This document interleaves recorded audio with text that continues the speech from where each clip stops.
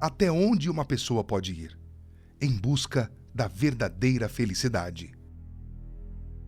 A minha mãe, ela sempre me dizia que homem não prestava. Ela traía o meu pai e me levava junto com ela.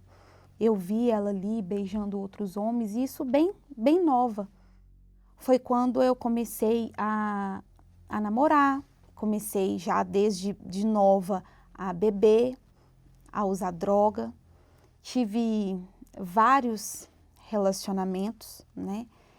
E eu lembrava do que minha mãe me falava. Não, filha, homem não presta. Homem a gente tem que pisar mesmo, porque eles não pensam no sentimento da gente. A gente pode fazer tudo por ele, mas eles não têm consideração. Eu falei assim, poxa, é verdade. Todos os relacionamentos que eu tive, eu fui traída, fui frustrada. E conheci um rapaz, né, que tive um relacionamento com ele, que era do mundo do crime. Ele me traía também, me maltratava, ele me ameaçava, falava que se eu não fosse dele, não seria de mais ninguém. E uma vez que eu fui para terminar com ele tirou a arma e apontou a arma literalmente para minha cabeça assim, e falou, não quer? E foi e disparou. Eu me lembro que naquele momento passou um carro em alta velocidade e a bala atingiu esse carro. Eu falei, eu preciso de me relacionar com um criminoso que tenha mais conceito no crime do que ele, para ele me livrar daquela situação. Então, eu tinha um amigo que me falou de um rapaz, porém ele estava preso e eu precisei de ir visitá-lo.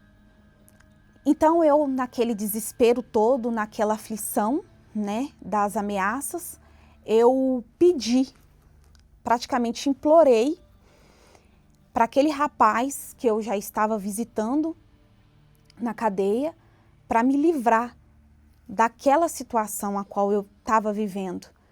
Foi aí que eu passei a me envolver com o pior, com esse homem.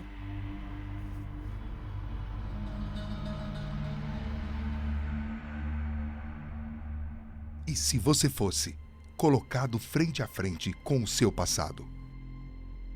Quando ela me procurou, gostei dela, aí eu falei, eu vou resolver. Aí foi quando eu liguei para ele e falei com ele que o negócio era o seguinte, que a partir de hoje eu não queria que ele ligasse mais nela, não procurasse ela, que a partir de hoje ela era minha mulher. Porque se ele incomodasse ela em alguma coisa, ele ia se ver comigo. Aparentemente, realmente saí daquela situação, aquele rapaz nunca mais me procurou. Passou um tempo, ele saiu da prisão, eu fui morar com ele, foi aí que eu achava que estava vivendo um inferno, mas foi muito pior, porque quando o primeiro dia que ele, assim que saiu da cadeia, ele foi logo se encontrar com a amante, no primeiro dia.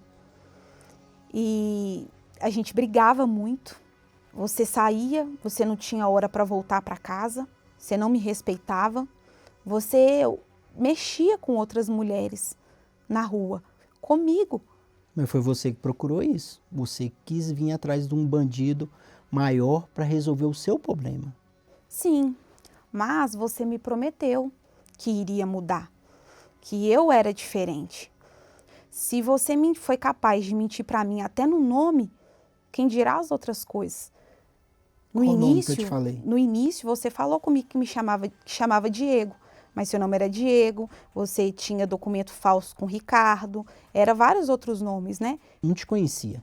Te conhecia da gente conversar, mas não te conhecia pessoalmente. Então eu não tinha como eu abrir minha vida para você, falar meu nome quem era, eu não sabia se era mandado por alguém. Ainda que você não reconheceu o que eu fiz por você. Porque neste momento não era para você estar viva. Você também não reconheceu o que eu fiz por você. Você me deu a sua palavra, que iria estar comigo, que você iria me proteger, que você iria cuidar de mim.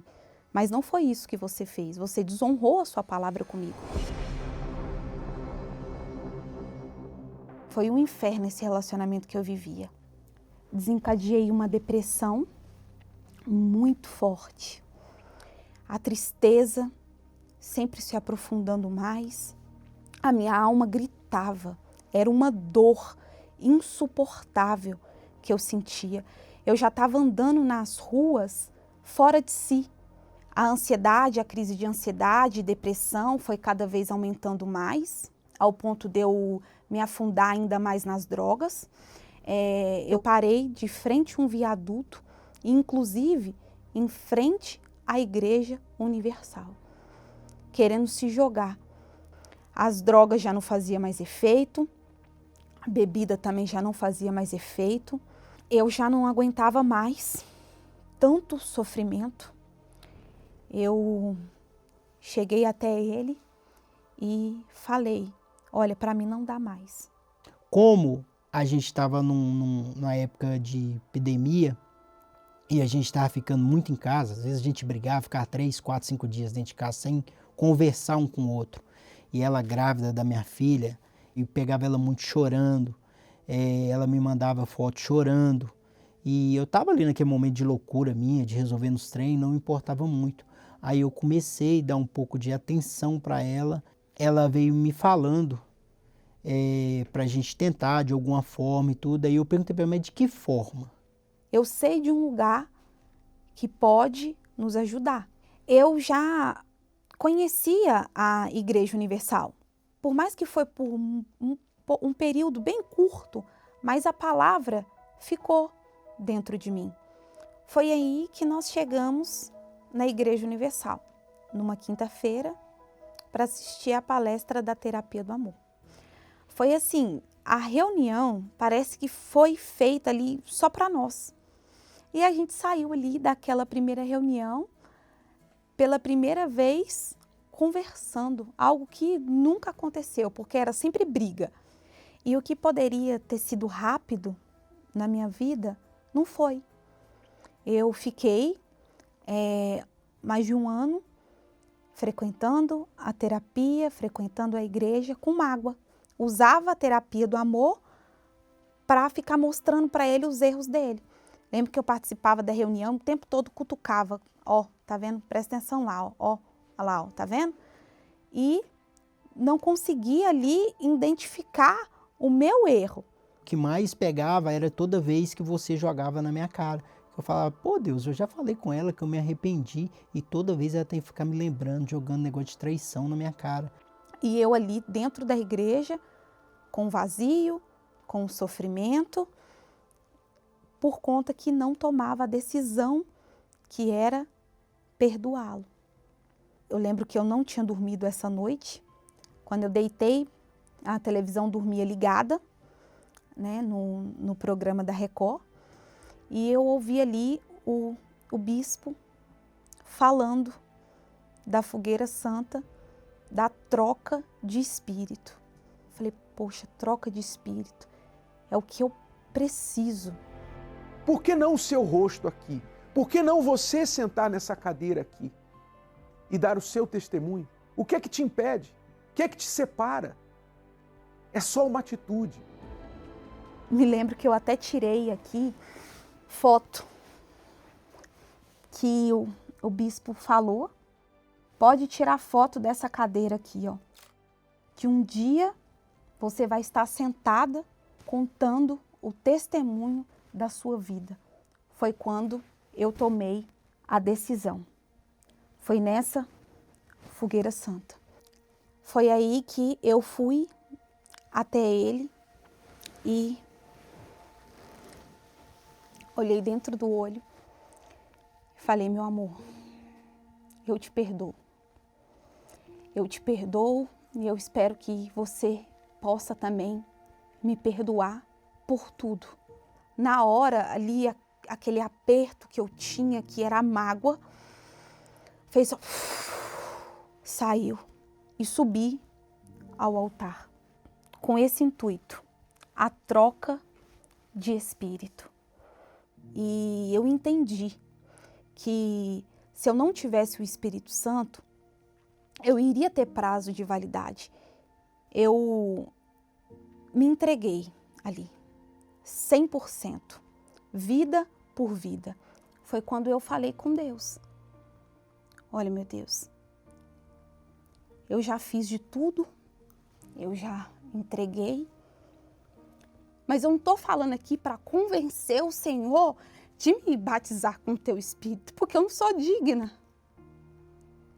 Mas, eu estou aqui, meu Deus. E eu me lembro que o bispo falou: Jesus, a casa está limpa, pode entrar. Foi aí que a paz veio dentro do meu ser de uma forma assim, não tem como eu explicar, por mais que eu tente usar as palavras, mas não tem como. Só quem recebeu o Espírito Santo sabe do que eu estou falando. Uma paz, uma força tão grande, que naquele momento o vazio foi preenchido. E já veio aquela certeza dentro de mim, aquela certeza falando, eu sou contigo. E nós me contemos em lágrima ali, falando, amor, agora nós é completo. Aqui foi no dia da celebração dos casamentos, onde oficializamos a nossa união perante Deus. Hoje fazemos parte do grupo da Terapia do Amor. Hoje nós ajudamos casais e aquela palavra se cumpriu na nossa vida. Buscar em primeiro lugar o reino de Deus e a sua justiça, e as demais coisas serão acrescentadas. E a gente viu isso sendo acrescentado na nossa vida. Como que é hoje? Como que é o nosso casamento? Hoje nós falamos, né, amor? Nós falamos que o nosso lar é um pedacinho do céu. Hoje nós temos paz, tem diálogo entre nós, coisas que não tinha. Exatamente. Hoje você cuida de mim. Com certeza, né? Da nossa filha. Exatamente. Hoje tem aquele cuidado, aquele amor, aquele carinho. Já pensou, amor? Se essa pessoa que está assistindo o nosso testemunho agora, que está com uma vida parecida com a gente, ou até mesmo pior, que acha que não tem mais jeito, que acha que não tem mais solução, e vê uma foto dessa, como um dia eu vi. Desse dia foi a virada de chave para a minha vida. Eu vi essa cadeira e eu determinei que um dia eu iria sentar na cadeira para contar o meu testemunho. E hoje aqui estamos, sentados na cadeira, contando o nosso testemunho.